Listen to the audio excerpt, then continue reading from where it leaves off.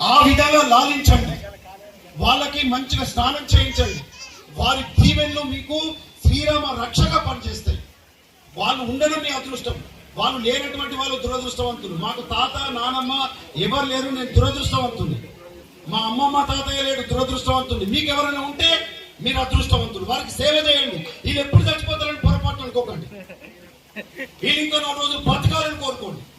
వాళ్ళకి సేవ చేయడం వల్ల మీరు దేవుడికి సేవ చేసినట్టే. మీకు నేను చెప్పేది ఏంటంటే, ఈ సమాజంలో వాడకట్లలో ఊళ్ళో గమనిస్తున్నా, చదువుకోకపోవడం వల్ల 4 గోడల మధ్యలో ఇలాంటి వేదికల పైన వాటి గురించి చెప్పకపోవడం వల్ల వృద్ధులను ఏ విధంగా భావిస్తున్నారంటే భారంగా భావిస్తున్నారు, వీళ్ళు అవసరం లేదని భావిస్తున్నారు. నిజం చెప్పాలంటే మీరు అనుభవించేటువంటి ఈ భూమి, మీరు అనుభవించేటువంటి ఈ ఆస్తి, మీరు అనుభవించేటువంటి భవిష్యత్తులో మీరు ఇంత నమ్మకంగా ఇలా రేపు ఏమైనా అయితే మాకున్నది అనే ధైర్యం ఏంటిదంటే, వాళ్ళు కాపాడి కంటికి రెప్పల కాపాడిన ప్రతి పైసా దానికి వెలగట్టలేరు. గుర్తుపెట్టుకోండి. మీ తల్లిదండ్రులను సేవించండి.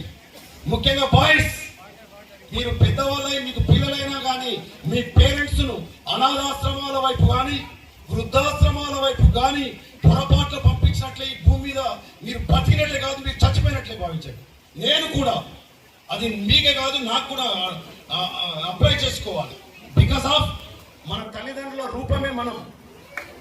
మన తల్లిదండ్రులు లేదు, ఈ శిల్పం లేదు. ఇవాళ ఈ మాట్లాడుతున్నటువంటి అక్షరానికి రూపం నా గురువులు. ఈ భూమి మీద ఎవరికి పాదాభివందనం చేయాలంటే అమ్మ నాన్న, తర్వాత గురువు. నేను నిజంగా చెప్తున్నాను, మీరు మనసులో ఇప్పుడే అనుకోండి, ఇప్పుడే మనసులో ఉరికొచ్చి మీకు బాగా చెప్పినటువంటి గురువు ఎవరంటే వాళ్ళకి పాదాభివందనం చేసినట్టుగా భావించండి. ఇప్పుడు ఇక్కడికే మీరు రమ్మని నేను చెప్పట్లేదు, అది మీరు చేయాల్సినటువంటి అత్యంత ముఖ్యమైనటువంటి కర్మ. That is your duty. దేవుని కంటే ముందు కూడా అమ్మా నాన్న తర్వాత పూజించదగ్గ పూజనీయుడు ఎవరైనా ఉన్నాడంటే గురువు మాత్రమే. గురువు కనబడితే సాష్టాంగ వందనం చేయండి. బాయ్స్ అయితే, గర్ల్స్ అయితే కనీసం చేతులు జోడించి నమస్కారం చేయండి. ఇది మన కర్తవ్యం.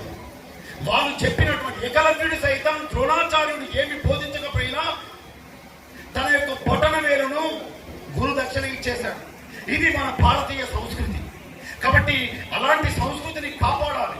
మన యొక్క కుటుంబం యొక్క విలువలను కాపాడాలి, సంస్కృతి సాంప్రదాయాన్ని కాపాడాలి. అలా కాపాడినట్లయితేనే మీరు చదువుకున్నటువంటి చదువుకి విలువ, మీరు చదువుకున్నటువంటి చదువుకి చక్కని సంస్కారాన్ని మీరు జోడించడం. ఈ చదువుకున్నటువంటి చదువుకు సంస్కారం జోడించబడకపోతే మీరు ఏంటిదంటే, మీరు పూజించేటువంటి ఆ పువ్వు పనికిరాదు. ఆ పువ్వు అది వాసన లేని పువ్వు లాంటిది, అది దేనికి కూడా పూజకు పనికిరాని పుష్పం లాంటిది. మీరు ఇవాళ సమాజంలో పెద్ద ఉద్యోగం చేసేటువంటి స్థితిలో ఉండకపోవచ్చు, కానీ డ్యూటీ ఖాళీగా ఉండకుండా ఏదో ఒక పనికి డిప్యూట్ అయి ఉండండి. మంచి పని చేయండి, సమాజానికి ఉపయోగపడే పని చేయండి అని మనస్ఫూర్తిగా మిమ్మల్ని దీవిస్తూ, నాకు ఈ అవకాశం ఇచ్చినటువంటి 2011-12 బ్యాచ్ విద్యార్థులైన మీ అందరికీ కూడా నిజంగా భూపులో పనిచేసినటువంటి నాకు, ఇంత గొప్ప అవకాశం కల్పించినటువంటి మీకు, మన హెడ్ మాస్టర్, నా హెడ్ మాస్టర్కి పాదాభివందనాలు చేస్తూ, మీరు నమ్ముతారో లేదు, మా హెడ్ మాస్టర్ పడితే నేను ఆటోమేటిక్గా నా చేతి ఎక్కడికి పోతుందో తెలుసా? సారు పాదాల దగ్గరికి పోతుంది. I'm sure, I'm saying frankly, నిజంగా చెప్తున్నాను నేను. అది నాకు గర్వం. నా చేతి ఎప్పుడైతే నా సారు పాదాన్ని తాకుతుందో నేను చాలా సంతృప్తి చెందుతాను. అది నేను చేయాలనుకున్నటువంటి పని. మీరు చేసే పని సంతృప్తినిస్తే మీరు కోట్లు సంపాదించినట్లే.